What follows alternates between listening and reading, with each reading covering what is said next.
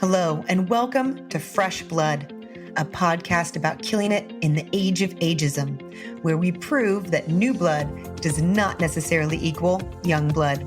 Here to discuss what it takes to have continued success through life, I'll be your host, Jolie Downs. With over 20 years of executive recruiting experience, I've learned how much we can grow and be inspired by other people's stories. I'm excited to share that with you here on Fresh Blood. Thank you for joining us on Fresh Blood. Today we are speaking with Wayne McFarland. With over 35 years of corporate experience, Wayne has leveraged his sales and marketing talent to C-level roles, leading a successful career as a CEO, a company founder, and currently acting as a mergers and acquisitions consultant. He is also a writer, author, and storyteller with 2 published books, You're an Author, Don't Get Hustled, and a colorful memoir called Tales from the Day. Wayne, I'm so excited to learn more about your story. Please, could you tell us a little bit about yourself? Jolie, hey, yeah, I'll be glad to. How I ended up here was my partner, who's also my wife of many years, and as I tell people, I'm living proof you can marry above your station and get away with it. So we started a software company some years ago, and a couple years ago we sold it.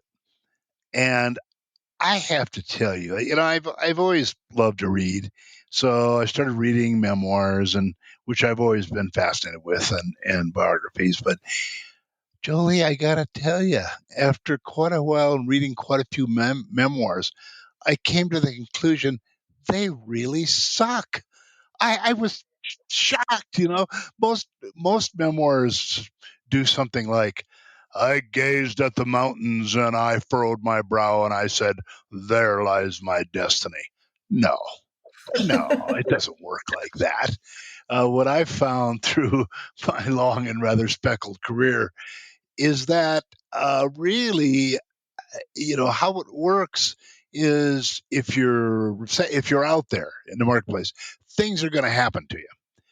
And whether or not you go with them really determines what happens. And when you go with them, the result is almost never what you thought it was going to be when you started out. And like Jolie, I suspect if I'd pulled up the curb and said, Jolie, what are you going to be doing 5 years from now? 5 years ago, you wouldn't have guessed this. I'm betting. There you go. See? Yeah. So you're saying to be open to new experiences, like things that are coming today? Pretty much, and get out there. I mean, if you really want to do something, I was raised in a small little town in the Midwest. And oh man, I mean, how many days can you watch the corn grow without going crazy? I don't know. I've not experienced that. Don't do it. Don't do it. Take it from your new friend, Wayne. Yeah. So I ran away to California and along the way got involved with some pretty strange stuff in the entertainment industry and some other things. And in the end, levered that into our software company, which originally started when we were helping small broadcast facilities kind of find their way in a new computerized world. I never anticipated ending up with a company over that, but we did. So, and it proved to be a pretty good thing for us. It's interesting. And you did this with your wife, you said. Yep. And as I tell people, Gloria that's my wife. She's the one with the PhD from Caltech in molecular biology. Oh, wow. Jolie, yeah, my plane does not fly up there. I guarantee you. And people, when we had our company, would say, what is it you do exactly? And I'd say, I sell my wife's brain.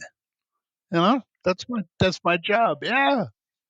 Well, tell us, I mean, what was the secret to your success with working together with your wife? Because this is not an easy thing. And many people struggle with working, not whether it's their wife or a brother or father or, other family member. Was there a secret to working with a loved one and doing it successfully? I think there's a couple things, Jolie. That's a as they say in the interview biz. That's a great question. We've talked about it, and I think there's a variety of factors. One of them is that if you both specialize in different areas, Like in our particular circumstance, Gloria was creating the product, and I was selling it. Not that you'd ever guess I was in marketing, I'm sure. And also the nature of what we did was when she was doing her work and I was doing mine, we didn't really intersect that much. Not that we didn't like to be together and do things together, but just the nature of what we did kept her focused on a very distinct area different than mine. So I would say that probably if you want any big key, if you're going to work with a family member, it's are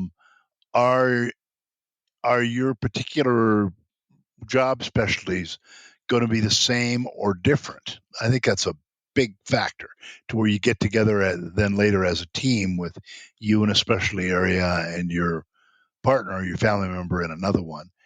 And I think probably that's the biggest thing. It just keeps a little bit of social distance, if you will. No, that makes being well defined. Yes. Yeah. Now, that's actually really good advice. I've worked with family members in the past, and that would have helped. That piece of Did advice. everybody survive? Did anybody get killed? We all survived. Okay, there you go. Yes. Now, you also built this company to be so successful that it was sold, which is a dream for many people who start a company. What is there any key to success that you had there? Yeah, I think, in looking back on it, you don't, I was going to say you don't want to be a reseller, but I know resellers, people who sold other people's products, and that's what they did, who were successful at doing it. But there's a couple of keys to it, I think. One of them is be very, very careful about how you run it. One of the great temptations of having your own gig is once you get some money rolling in, oh boy, it's just sitting there looking at you saying, Jolie, spend me, spend some of me, And if you do that, spend company money on any personal expenses. If you ever have trouble, you can lose everything you own. So, advice number one is never spend company money on personal needs. Pay yourself a salary, or if you have to take some money, pay taxes on it. Don't try and get tricky. The other thing I recommend to people, two other things. One is be sure you incorporate either an LLC or a corporation. The reason being is that the law views a corporation or an LLC as a separate person. So if your company gets into trouble, they can beat on your corporation, but you do things like, well, keep your home and your car, stuff like that.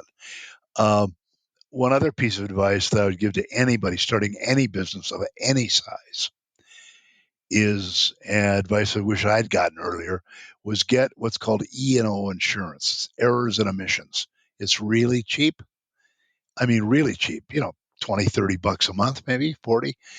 And what it does, it insures you. So if one day you get sued because somebody stepped on a banana peel in your foyer, and they sue you, your E&O insurance steps in and they fight it or pay it depending on what. Oh, wow. Yeah, and it can. I didn't even know. Yeah, I didn't either, Jolie, when I started, and I fought a couple of lawsuits and won. The other thing I tell people, if you're going to be in business, you're going to get sued. Just figure it's like the sun coming up. Everybody wants to win the lottery, no matter how clean you are. And we were very careful with our corporation. But no matter how clean you are, somebody's going to sue you over something. And it's called green mail, where usually, if they sue you, they might say, hey, Jolie, you eat peanuts and I hate peanuts and I'm allergic to them. So you owe me 50 grand. But because I like you, I'll settle for five. Because they know if you go to a lawyer, the lawyer is going to say, this is ridiculous. I can get it dismissed. Oh, that'll be 10,000, please. So green mail means, and there are people out there who make a living doing this, is people suing other people for an amount that's cheaper to settle than to fight. and that's why, yeah, it's terrible. Oh, I had it happen to me one time, and we paid them off. And my wife swears when they're nailing the lid on the coffin down, I'm still going to be shouting about it. Because I was so angry. It was just all crapola, but it was half as expensive to pay them as to fight it. That's incredibly frustrating. There's just nothing you can do. Well, there is something you can do, but it's going to cost a lot more. Yes, I Yeah. understand. So if you got E&O insurance, then you can just turn it over to them, and they'll do whatever they do, up to and including getting a lawyer and beating the bejeebers out of whoever's coming after you. Oh, wow. That's really, really good advice. Has that been one of your greatest challenges that you've had being sued, or have you had other challenges that you've had to overcome to get to this No, point? that was really minor. I mean, we were very careful. So, over the court, we had the company for 15 years, and Jolie, I think we took, I don't know, a couple of lawsuits maybe, but that's, once every 7 years, a 7 year itch. But probably the biggest challenge for everybody who's starting a company is to come to grips with the fact that when you start a company, you're a salesperson. And a lot of people don't want to be a salesperson. What they want to be is do whatever they do, design their cat hot holders, or their Superman face masks or whatever. But the marketing and the selling, it's not only tough. It usually takes the owner and the top people away from what they really love to do, which is create the product. So I always advise people, look, come to grips with the fact that you got to be your own best salesperson, especially when you start. You get down the stream a little bit, maybe you can hire people, but to start with, just as they say in the military, embrace the suck and get on with it. Yeah. Yeah. Yeah, no, that's good advice. Well, what have you felt has been your greatest success to date, and what did you learn from it? So, when you're asking about uh, success and failure, it always brings to mind, I found personally that many times you could have a disaster, I mean, a real disaster during the day, and you get up the next morning, assuming you were able to sleep, and it's okay.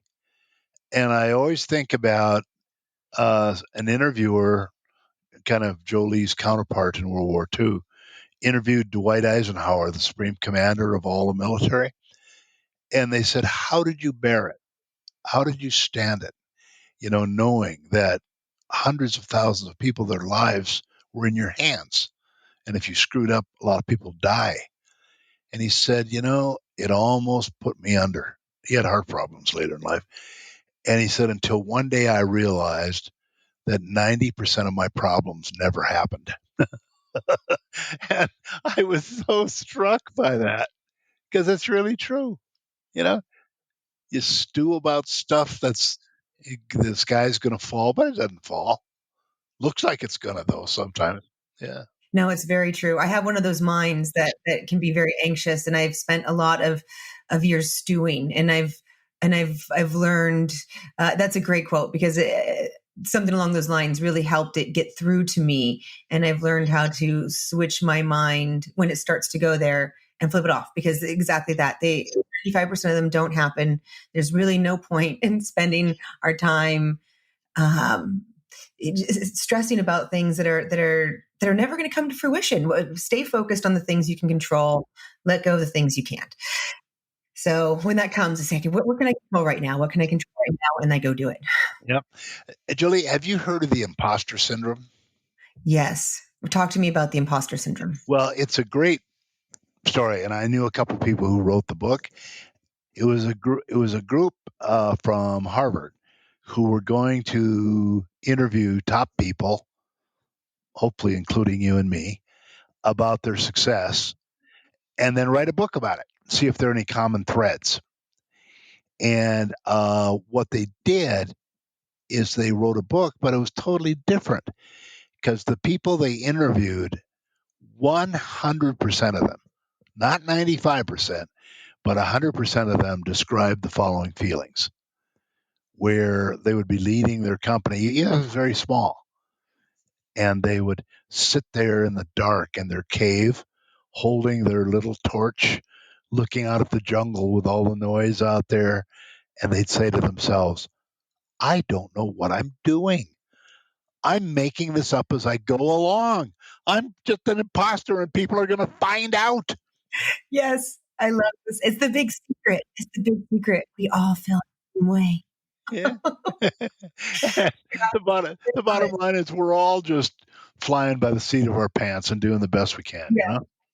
yeah, exactly. And it's so freeing when you finally really, really understand that. Yeah. It just opens up the cage doors, if you ask me. So, so what about regrets? Do you have any Uh, regrets in life? uh, Another interesting question. Not, not too much. There's a couple things I wish I had done that I didn't. And speaking of interviews, PBS did a series on older people, 80 plus. And you know what they found, Jolie, is not one of them expressed regret about things they did, but all of them expressed regrets about things they did not do. So what I tell people is, look, just take big bites. It isn't always going to work. In fact, the odds are that in most cases, it doesn't work, but you're never going to have to reach the age of 80 or 85 and just say to yourself, if I had just taken a shot, you know? And so, but I want to answer your question. Biggest regrets, probably coming to grips later than I should have with the fact that day to day management of people, I can do it, but I don't like it that much. And for the good of the business, uh, it was always better off when I was out marketing and meeting people and doing deals and so forth. We ended up with 150 people running around. Geez, Jolie, it was like a baseball tournament, you know. And one day I woke up and one day I woke up and I said, I feel like I'm running a kindergarten. And I hired a personnel manager, and it was like being let out of jail. So yeah, so any regrets, it's probably coming, which is an argument for sitting down and trying to assess as your company grows. You know, what is it you're doing? What do you like to do? And are you at the point where you can hire someone to take over the things that you don't like to do? Because you're probably not very good at them. You know, if you don't like to do it, you're probably going to suck at it, you know? So, Yeah. And clean up and focus on where you're really good. We'll just yeah, make the company go off even farther. Yeah. well, it does. Yeah. No, that's great. And anybody who's an entrepreneur, Jolie, like yourself and like me, we all think we can do anything and everything. I mean, that's how I feel. Oh, sure. Climb Mount Everest in my underwear, no problem. Turn me loose. But it just, It is true. We do try to do everything and anything. yeah, Well, you learn that you actually can. The thing is you can do it, but you know, that isn't the way to be the most successful. The most successful is to stay focused on where your true strengths are, really play to those and focus in. But as an entrepreneur, at first or not, you kind of have to do all those things. And you do learn that you can, if you absolutely need to, you can figure it out. yep, But as soon as you can get out of that, it's yeah, best to hire absolutely. someone and focus. Absolutely. Besides, you don't want to spend the Yeah, rest I of your completely life. Yeah, you don't want to spend the rest of your life yoked to doing something you really dislike doing to, to keep your no. company going. I mean, what's the point? Supposedly you're running your own deal for, to have a life, have some pleasure out of your life, you know? And it does. It dulls the brightness of your life, that energy, that Yep. life force. That's a Eh, good what way. It's a great way to put it. yeah. What is something that you've learned through these years that you feel has brought you the most benefit to your life? I think probably what we were discussing earlier, that through enough trial and error, learning that uh, you got to keep putting one foot in front of the other, and that things that often look like disasters really aren't. sometimes they have their own built-in benefit to them that you just can't see at the time. And I know it sounds a little, it sounds a little smarmy, but really it's true. Would you like to hear a story? I would. Tell me a story. Okay, this illustrates what I'm talking about. Before we started our software company, uh, I was actually uh, doing like commercials for corporations. So if you were selling shingles or whatever you're doing, I'd get a narrative track recorded and then take still pictures of it, and the companies would take it out in the field, and their salespeople would play it. So when lasers came in at one trade show, we used some lasers. So one day in my little 2-room office, I got a call from this guy, Jolie, and he says, "Hey, are you the ones with the laser?" Well, I didn't own any lasers. I'd leased them. I said, "Yeah, that's me. Yeah, you bet." And he said, "Listen, we have a contract to provide searchlights for the unveiling of the new Hollywood sign, which they had refurbished. And we were thinking to ourselves, what could be better than having lasers along with our searchlights?" And I said, "I can't think of anything better." And so they hired us, right? And I didn't have any lasers, and it was going to be a live TV program, CBS. Jeez! So I had visions of a chair with my name on it, and food trucks and overhead booms, and the whole deal. And so I went to a laser company, and without authorization, promised them a screen credit from CBS to loan me these lasers, which they did. And yeah, and based on that, uh, on credit, got a power truck and a water truck because you had to have both. And yeah, and a Hollywood sign is located on Mount Lee, which is up. I mean, there's nothing there but coyotes and the sign. So comes the night of the performance, live. We're going live to a third of the country. And Gloria and I hadn't been married very long, but she came with me. It was a big deal. We're at the base of the Hollywood sign, right? So there was a live performance by a lady I think you would have loved. I never knew her well, but her name was Lola Falana, and she had her own song, "What Lola Wants, Lola Gets," and Jolie, she won part of the New York Mets in a baccarat game, which she later sold it for 14 million bucks. I, yeah, I never knew that lady, but I thought I loved her. I thought, who could not love a woman like this? So she was doing the live performance. So it came our moment. And Jolie, it never sleets in California, but it sleeted that night. And the lasers had a tube in them. Each tube was worth 5,000 bucks. And if they got too hot or too cold, the tube would blow up. So our moment came, and then the cameras went live, and they said, "Okay, hit it." And we hit it, and the sleet was going down the lasers. One of them blew up immediately. Yeah, and so Gloria and I, happy wedding present, right? We're holding an umbrella over the second laser, which emitted a couple of beams of light and blew up. And, yeah, so we're sitting under the giant H on the Hollywood sign, which is where Peg Entwistle, an actress in the 30s, jumped to her death after not getting a part in a movie. Should have been a warning, right? So we're sitting there looking out at the lights of Santa Monica, and I said to Gloria, "Well, we just tanked in front of 15 million people, but at least we get paid tomorrow." Yeah. So, so the next day, I call up the company and I said, "Hey, I want to come down and get our check." And the guy who answers the phone started laughing, and he said, "Good luck with that. They just declared bankruptcy." Oh, Ah, so no. I'm sitting at my desk, Jolie, and I don't remember if I was weeping, but probably. And Gloria came in, and she was holding the LA Times, the second largest newspaper in the country. And she said, "You have got to see this."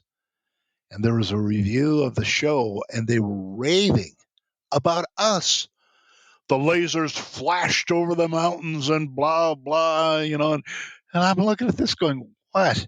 Well, as it turns out, when it started to sleet, all the reporters went into a trailer where there was an open bar, free liquor, and they all got drunk.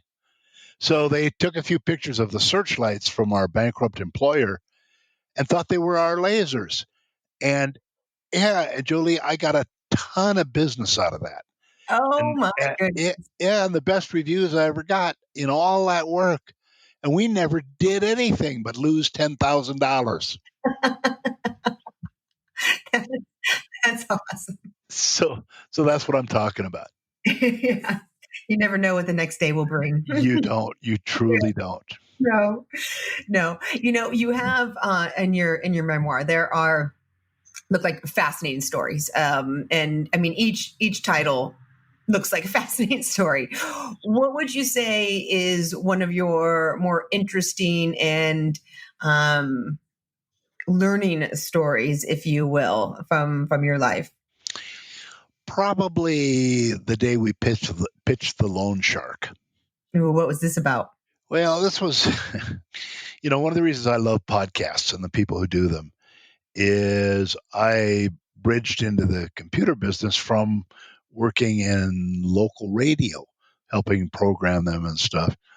And now it's all conglomerates. A few big companies own all the little stations and do satellite feeds and whatever. But back then, Jolie, I mean, little radio stations were owned by people who you could only describe as kind of carny people. Step right up, and they'd have these little radio stations in markets that were in Louisiana or whatever, and everyone was broke.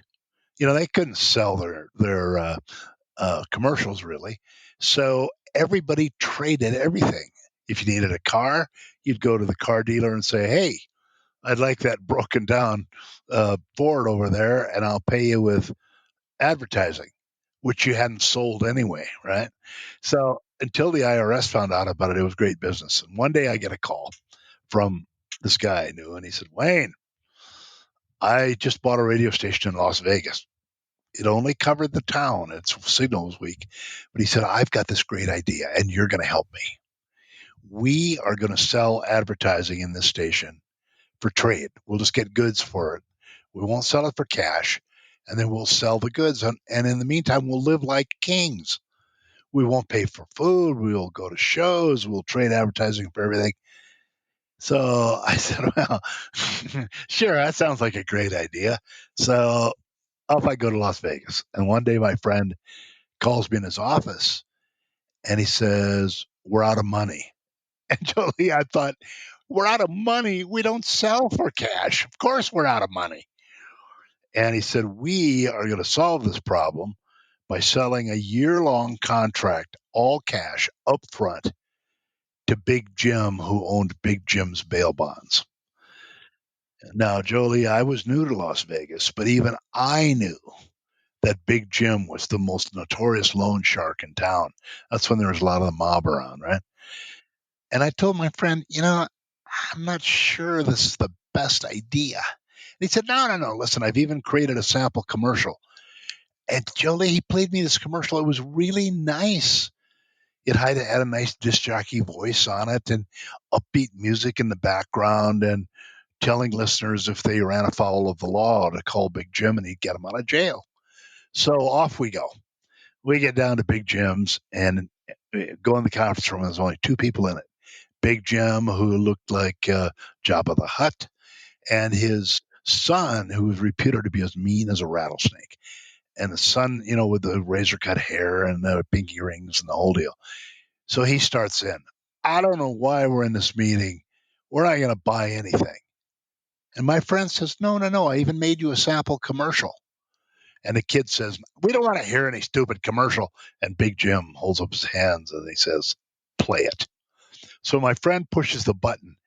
And instead of the commercial he'd played for me, out comes my friend's voice, backed by organ music in a minor key. And the dialogue went like this: "Have you killed your wife? If you have money in the bank, here at Big Jim's, we don't care. Have you hit your mom with an axe?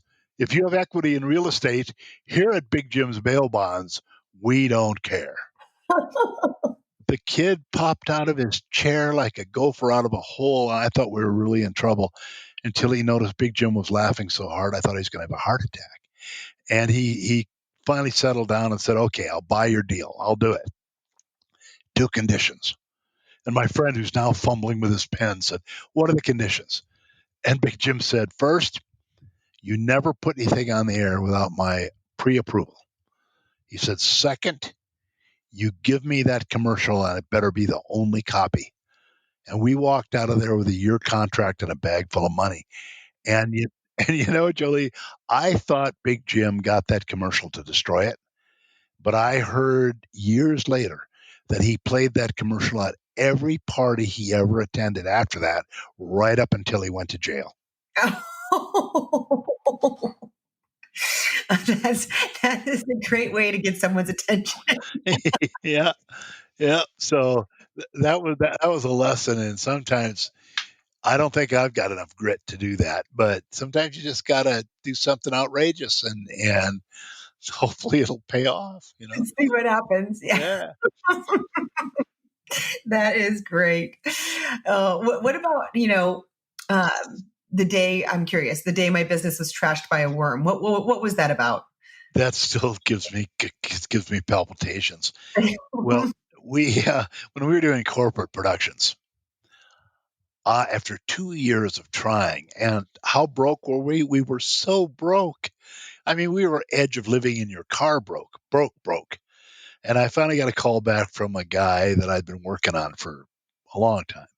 And he was the owner of the largest sprinkler company in the world, Jolie. I mean, lawn sprinklers and crop sprinklers and, whatever.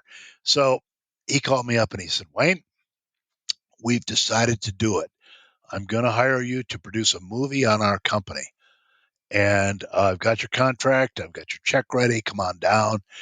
And this was the big break, Jolie. I'm telling you, this was real movie stuff. Clackers and shouts of, cut and the whole deal. And so down we go. And I just hired a new apprentice. This kid was the son of the owner of one of the largest vitamin companies in the country.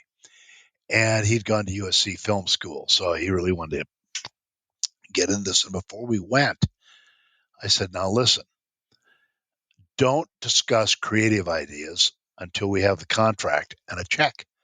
Because if, Jolie, like if you're pitching a book idea and you go to a publisher and you don't have anything done, just an idea, if they hate your idea, you're not going to get the deal. But if you get a contract and then give them some chapters and they hate the chapters, they'll just make you do a rewrite. It's the same thing in production. If you talk creative ideas before you get the deal, if they hate your idea, you're done. Whereas after you have the contract, it's just, well, no, I don't think your idea about naked rhinoceroses is very good. Let's do something else. So we go to the meeting, and here's this guy, nice guy, gray haired, and my contract's laying on the desk and the check. And he says, I've worked for decades to build this company. My family's excited. We're going to do a movie about what we've done. So he picks up his pen, says, let's get this going. And he signs his first name, Jolie, I swear. And he looks up and he says, you guys got any ideas about what we should do with the film? And I did my normal, no, we're going to bring in a team and a producer and whatever. But my new apprentice goes, well, yeah. And my heart stopped. And I said, no, we need to get the whole team involved. And now the guy paying for the movie says, no, Wayne, I want to hear what this young guy's got to say. And he puts down his pen. And he turns to the kid and he says, what's your idea? And my new apprentice actually stands up and gazes up at the sky. And with hand gestures, he says, we open the film with a shot of the life-giving sun. And the owner's going, yes, yes. Then we pan down to the rich, verdant green of Mother Earth. Yes, yes. And then we pan below the earth down into the rich humus of the soil until we find your mascot. And the owner says, what is it? And my apprentice goes, an earthworm. Now, Jolie, you've probably heard about what happens when you drop dog do in the punch bowl at a big party.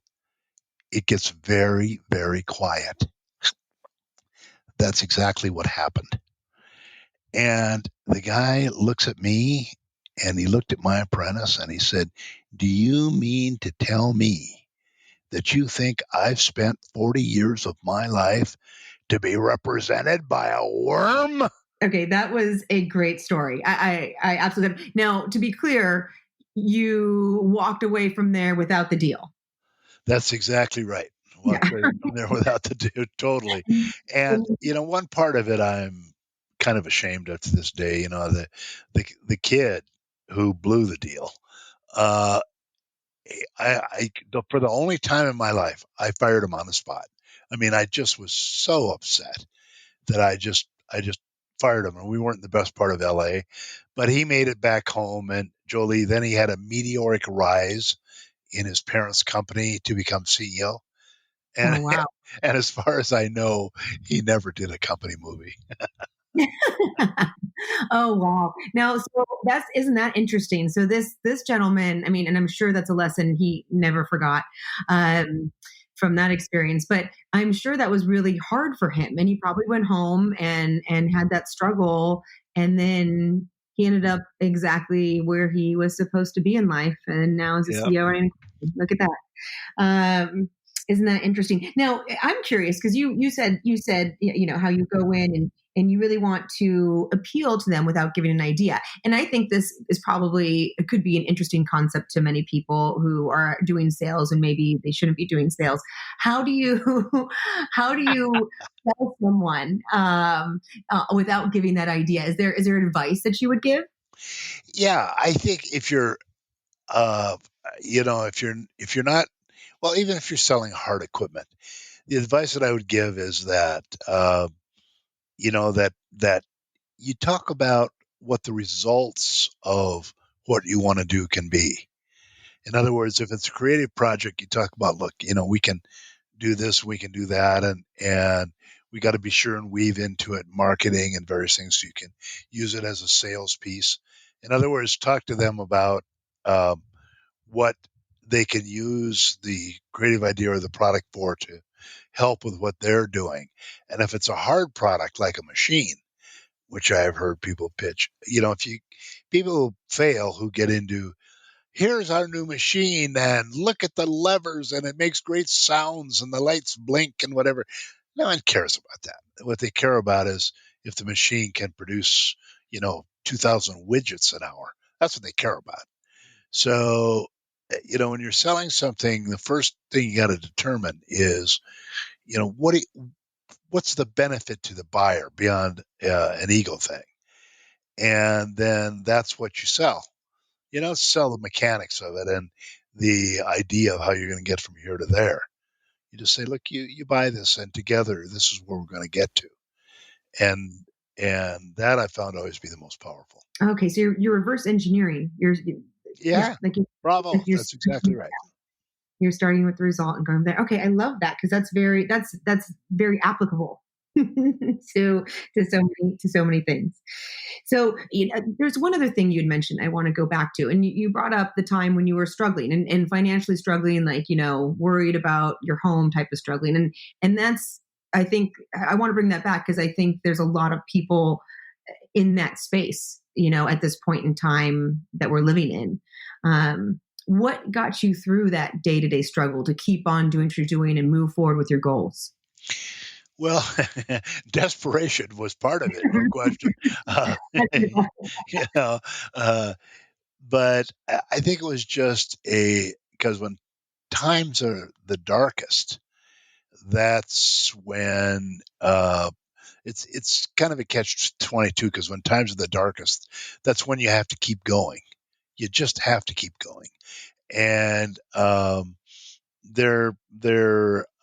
I don't. It just sounds really like platitudes, but uh, what gets you through it, I guess, is just your determination to make it. And I found, of course, I was always on the selling side that relief from the desperation was just a few sales away, or maybe one sale away.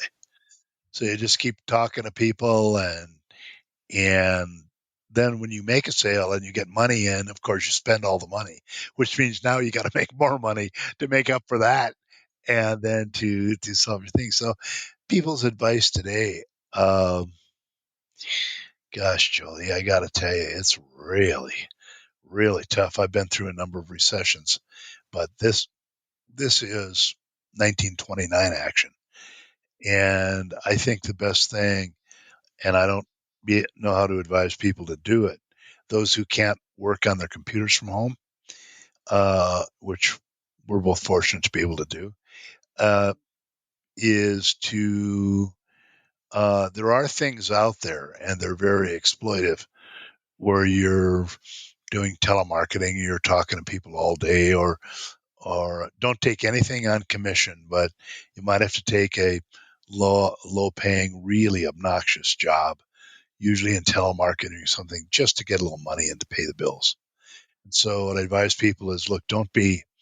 There was a guy. There's always a guy. I know this guy. He's passed now, but he went through some hard times, and he was a bit older.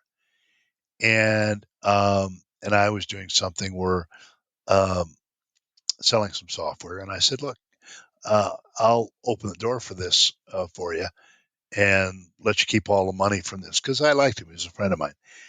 And I said, but you're going to have to do some cold calling. Now, he was broke. I mean, he was a week from the car by the park broke. And I got this frosty silence on the phone. And he said, I don't do cold calling. And I said, Jim, I said, Jim, I do it. I said, it's the only way you're going to find people to sell to, and I'll let you keep all the money. And he said, no, I did that. I'm 55 years old or whatever I am. I did that. I've been there. I shouldn't have to do that anymore. And I thought, well, and there was a war correspondent I knew. I had a chance to become a war correspondent, but then I got notified they couldn't win the Vietnam War without me. And I met this guy later. I think it was in Rome or someplace. And and I asked him, well, how was it? I mean, he covered all these war zones, and man, he looked it by that time. And he said the most amazing thing to me was, he said, people would, like a bird in front of a snake, they would just sit there. Somebody come up to him and say, the enemy's coming, and if you don't move, you're going to die. And people would just sit there. No, it's going to be okay. They'd sit there and they'd sit there and they'd die.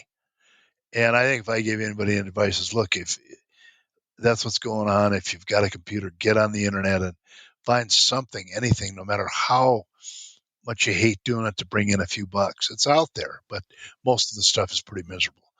And don't be hung up on, I was whatever you were, corporate executive, whatever, and I shouldn't, it's demeaning to do this. No, it's not. You got to feed your family. You got to pay the bills. So do whatever you have to do, which is another platitude, but really it's out there, but the work is pretty dehumanizing, I have to say. Yeah, that's right. It And just really because is. you're doing that work and keeping your family going and paying your bills doesn't mean that you're shutting the door on opportunity. It just means that you're keeping yourself going until you can grab that opportunity. Bingo. Bravo. You're exactly correct. And like the Hollywood sign story, you don't know what it could lead to. You just don't know. You don't know what to do. I mean, if you're not working right now, you should be doing something. And if you're not doing, it doesn't have to be, it could be volunteering. Yes. It Yeah, could be something. consulting, but something, and like you said, who knows where that something could lead. And So there's one other thing that I think people really need to do too, because I keep reading about some of the interviews are Zoom and whatever, but so we're not doing video today. But a lot of people boast to me, oh, I was in my pajamas all day and this and that. And one of the great, it's not the only one, but one of the great big super steps on the road to failure and never recovering is not getting up in the morning, getting dressed, getting cleaned up. You don't have to put a suit on, but get it together and get yourself ready. Even if you got nothing to do, go take a walk, but at least be dressed and cleaned up and whatever. And that literally, a lot of studies been done on it. That's one of the great things. If you fall into the, you know, 3-day old beard, you know, have your first beer at 11 and eat a Twinkie or two and whatever, the downward spiral has become. Yeah, it's become you, right? Yeah. Well, and as someone who has worked from home for over a decade now, I've been through all of the various stages that you go through, and I know most of the people in the pandemic who just started working from home are probably still in stage one.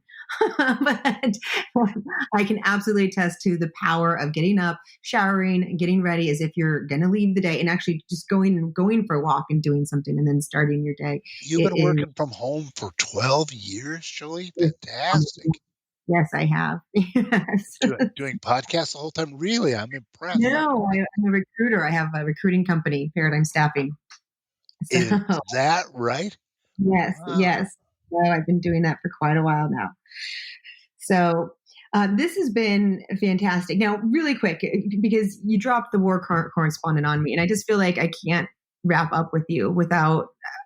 Okay, you were a war correspondent. I mean, what's your most interesting story from being a war correspondent? Well, I think it was what, there are, they talk about times in your life. There are certain times in your life, probably when you decided to start your recruiting gig or whatever, where you know at that moment that the decision you're going to make is going to change your life. And I was working for a newspaper in Europe, and I just got in an assignment, God, Jolie, to cover the flooding of the Aswan Dam in Egypt. I mean, it was a huge deal. I was just a punk, and I got this assignment in. I think I was in Paris or someplace, and and I went to the American Express office to pick up my mail, and and then they wanted me to go on from the Aswan Dam to Israel, which was in the middle of its kind of ongoing troubles, and then whatever. And so I'm getting ready to go, and I go to pick up my mail, and here's a notice from Uncle Sam. And that's when the Vietnam War was raging, right? And I looked at that, and I knew I could go to Egypt, then on to Israel, and then probably Syria and whatever. Uh, and they'd eventually catch up with me and not throw me in jail, but they just, so much they'd find me at some point, and then, you know, it, you hear the bugle call, right? Or you go to Canada. And I remember I walked around Paris all night that night trying to decide what the hell to do. And in the end, I decided to come back and I enlisted. And I've always looked back on that and I thought, you know, that's one of those moments where I knew at the time, whichever way. So I guess what I'm saying is that it's like I don't know what angst you might have gone through to start your own gig and start working out of your house and doing recruiting, but if you left something quote stable unquote, I'll bet that was a walk around all night kind of decision. So sometimes you just got to do it, and if you don't have it's something I tell people: if you don't have the courage to do it, events will overtake you. It's like not having the courage to deal with the COVID crisis. The COVID doesn't care. And, Churchill had a great comment one time when they said, what happened with the people around England and the Allies and Chamberlain who gave in to, the Nazis and all the trouble. And he thought for a minute and he said, they had a choice between dishonor and war. They chose dishonor and now they have war. Yeah. And what I tell people is, look, you get a major thing going on in your life. It doesn't matter if you want to go back to bed. It doesn't matter. You've got to seize it and do something, because otherwise events will overtake you and a decision will be made one way or the other, but it may not be the one that you want. The only way you get it to be the one you want is you have to choose. You have to One choose, of the and one of the greatest poets of all time. yeah, that you don't choose on it. the dishonor brings. That is very powerful. I won't start asking in-depth questions about your experience there. I can I know the impact that had on me as someone who witnessed the impact it had on other people, and so I can only imagine. But I would like to ask you, because as we've talked about, every experience brings on something new in your life, a new takeaway, new direction, what have you. What was this experience? What was the takeaway for you coming back from this experience? Well, the the one involving violence that I think really had the most impact on me, um, and all of this, of course, can be found in my book, Tales from the Day, available at Amazon. Oh God, I love it when I do that. It's going Anyway, to be because I mean, the stories are like not even scratched the surface, and I'm well, fascinated. So I'm absolutely. well, thank you. But to answer your question, when I was raised in the Midwest, and it was a white bread community, and there were never any racial or other troubles. And uh, without going into boring detail, one day some three friends of mine and I decided we were going to go to New Orleans and party. And it was right during the big racial troubles uh, down south, not the recent ones, the ones before this. And so we were just, going down to have a party. And the Klan pulled us over one morning as we were driving through and shot us up, shot me and shot my friend. And yeah, and then threw us in jail. And it's kind of a long, involved story, but the punchline is we got out when I was able to get out a phone call through a trustee who didn't know we weren't supposed to make phone calls. I mean, they were threatening every day they were going to kill us that day and all that. Yeah, and suddenly our treatment got a lot better, and they just told us to get out of town basically and leave. And as it turns out, among other things, the president of the college that I was attending, now this changed my life, right? Uh, had called the governor of our state, a friend of his, and the governor called this little one horse jail and said, "We know you've got those boys down there and they better not be hurt." And I mean, we were popped out of there in 20 minutes, and later it really bothered me. I mean, I was shot up and my car was all shot up. And boy, Jolie, you ever want a great pickup line? Have a car full of bullet holes. I mean, Oh my really, goodness. I'm telling you. Yeah. Everybody wants to know about this. Yeah. Yeah. But anyway, so I asked for an appointment with the president of the college and he gave it to me. And even I knew at that time that he had risked a lot. I mean, he didn't really know us. So maybe we'd done something nefarious. I mean, he didn't know, but he expended all that political capital. Can you imagine? And I asked him, I said, "I'm glad you did it, but why'd you do it?" And Jolie, I expected him to come up with a platitude like, "Well, you dated my daughter once and you seemed like a fine young man," something. But he didn't. He got up and he walked to the window and told me the story of his entire family being murdered by the Nazis. And when he finished, he was weeping, and I wasn't too in very good shape myself. And at the end of his story, he said, "When I escaped, he said, I swore to myself I would never stand by and I would never be quiet." And I tell you, part of that has kind of dictated the way I behave over the years. I mean, it was really changed my life. No question about it. Getting shot was no picnic either, but No, that gave me chills. I will never stand by and I will never be quiet. yep, yep. I just want to sit with that for a minute. That's really powerful. Saved our life, I think, Jolie. Seriously. No, that's incredibly scary. And it's horrifying that is. Yeah, it's not. And we were four white guys. I mean, can you imagine? It wasn't 2 months later they killed those three civil rights workers down there and buried them in a levee. And if we'd been a car full of young black guys, they would have just killed us out of hand, I think. No, it's horrifying. Yeah, it truly is. I mean, yeah, no, I don't even know what to say about that, to be honest with you. So So moving on then, Wayne. Yeah. And how was the play, Mrs. Lincoln? Let's move along here. Well, let me ask you this, wrapping up, I'd like to know, because you've done a lot, you've seen a lot, you've got some really great stories that I can't wait to dive into. What are you sure of in life? I am absolutely sure and convinced that no matter how difficult it may be, that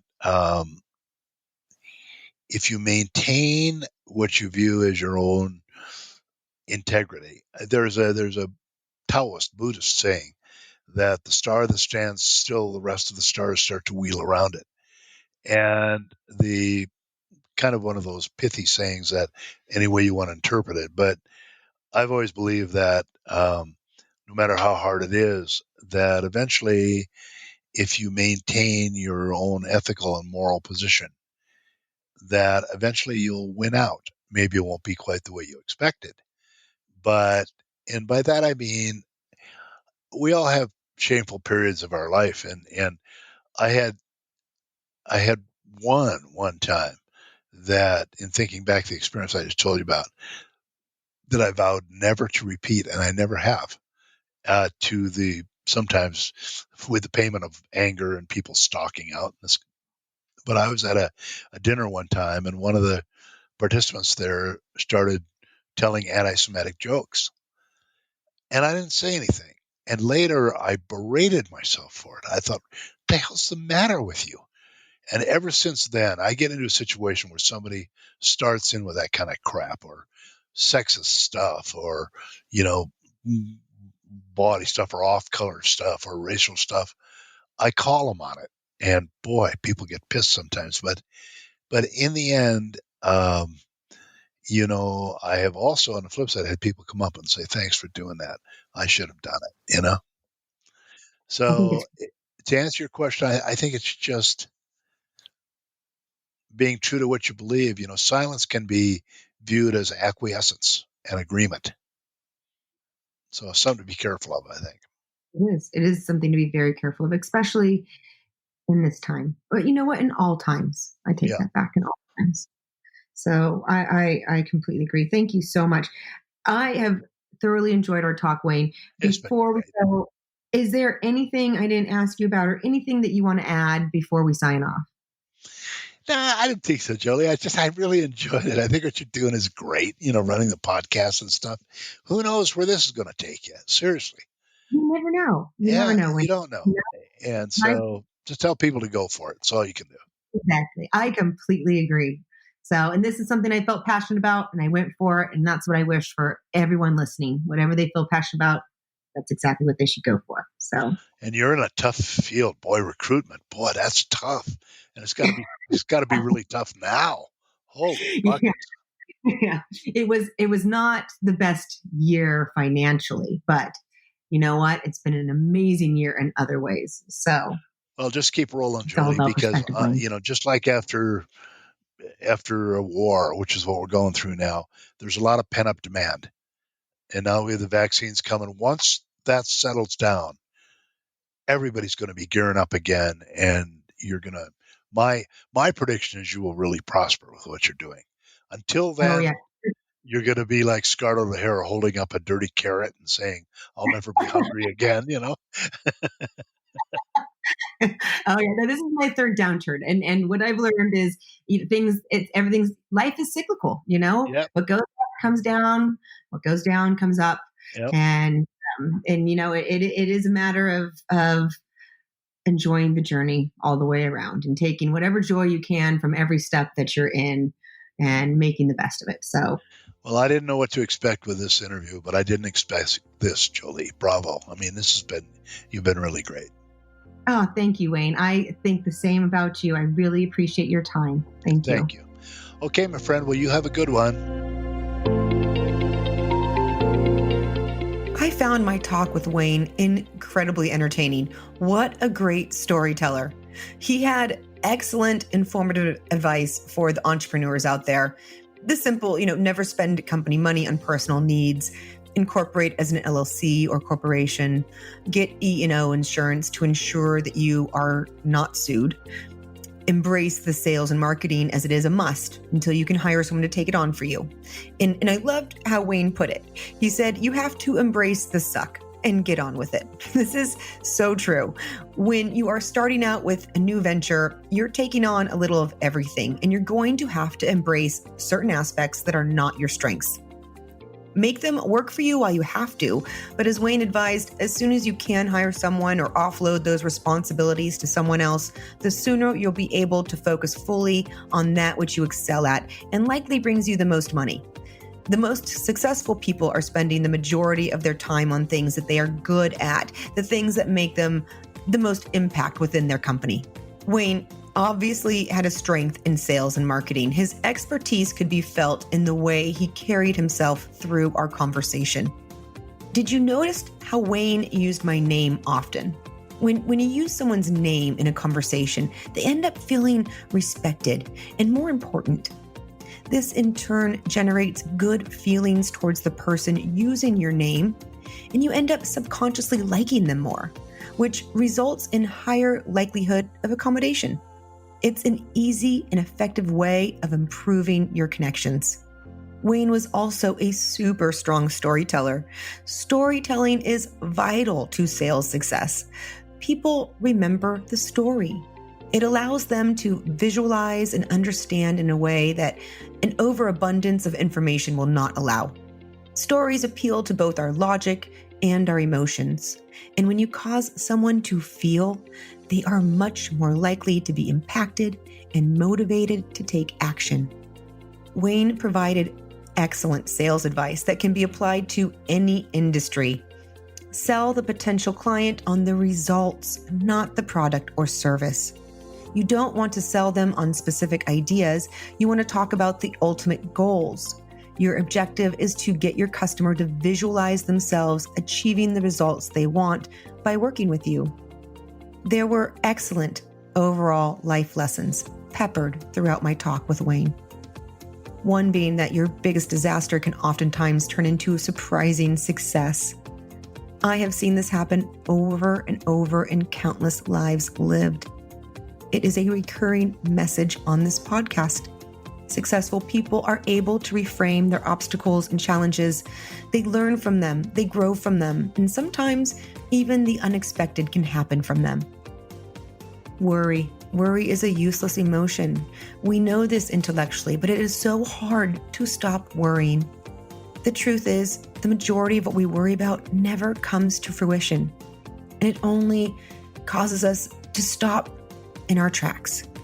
We suffer because we choose to keep these thoughts in our head. And it is a choice. You can change that worrisome mind. All change begins with awareness.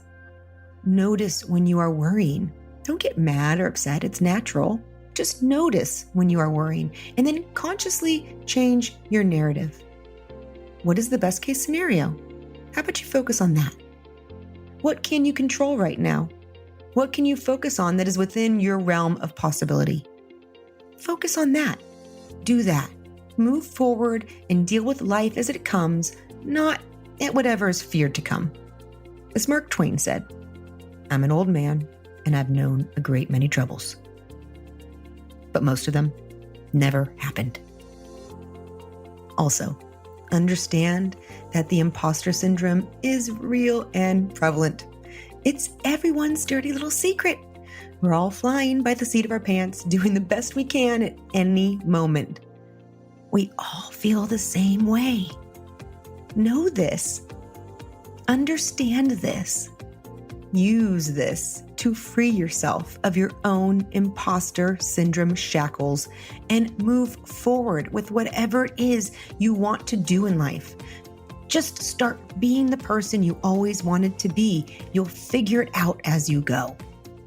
Remember, as Wayne shared with us, the studies show that people over the age of 80, they did not regret the things that they had done. They regretted the things they did not do. There was so much I loved about the laser story that Wayne shared with us, but my biggest takeaway was that Wayne received the call about a request for lasers that he did not own. He did not turn away that opportunity. He just said, great, discussed what they needed, and then figured out how to make it all work. Successful people grab at opportunities. They do not focus on the problems or why something cannot work. They focus on the solutions and how they can make it all work, even if they're making it up as they go along. Wayne's story about being shot up in the South and subsequently jailed and taunted is an incredibly disturbing example of what is wrong in this country. It's horrifying how many times this story has been played out over the years and with much, much worse endings. Wayne had a lucky ending. That college president who put himself out there to save Wayne and his friends is no less than a true American hero. When he escaped the Nazis at a young age and swore he would never stand by and he would never be quiet, he established a successful creed for his life. As Wayne shared, what he's absolutely sure of: you must be true to what you believe.